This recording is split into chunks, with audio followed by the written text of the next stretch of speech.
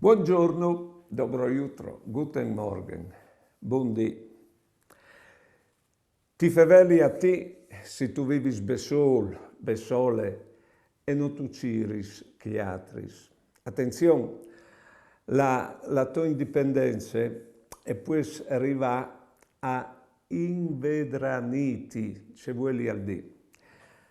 Chialaimo, vivendo insieme con chi altri si fa un grande fattore perché bisogna ci di sentiu, di capiu, dopo magari si baruffe fra di loro e con loro e allora bisogna tornare a bio di dimendà e il rapporto all'era un frari di antichità che diceva la più grande penitenza per me è vivi con chi altri, se è vero, si fa sfatture.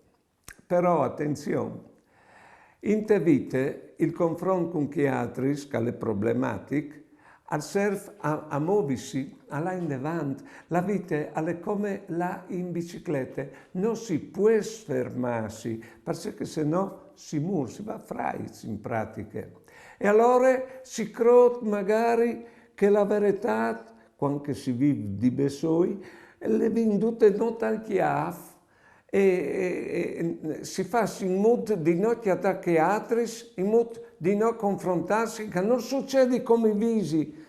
Ecco qua il tuo arte, che io non sai tutto. Ecco, a tu capire.